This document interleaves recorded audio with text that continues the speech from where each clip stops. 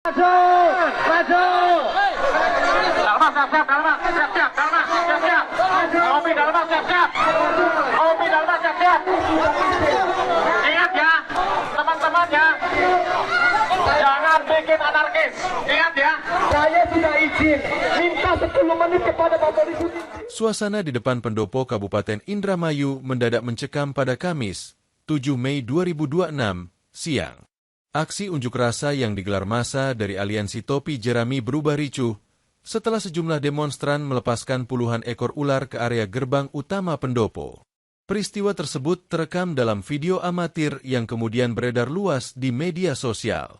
Dalam rekaman itu terlihat massa yang semula berorasi di depan pagar pendopo tiba-tiba mengeluarkan beberapa karung berisi ular.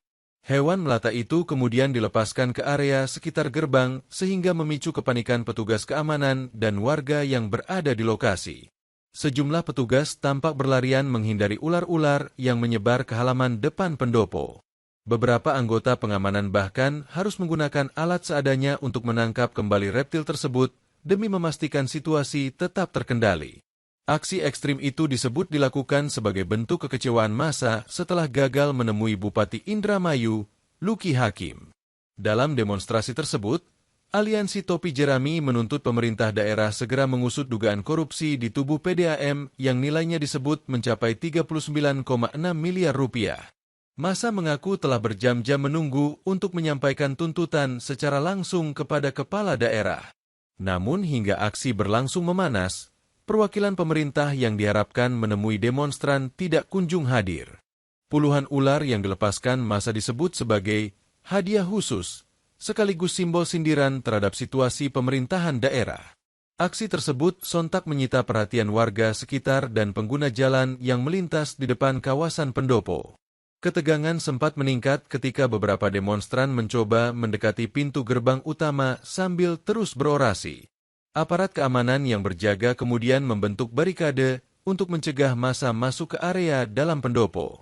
Meski sempat terjadi kepanikan, situasi perlahan dapat dikendalikan setelah petugas berhasil menangkap kembali sebagian besar ular yang dilepaskan demonstran.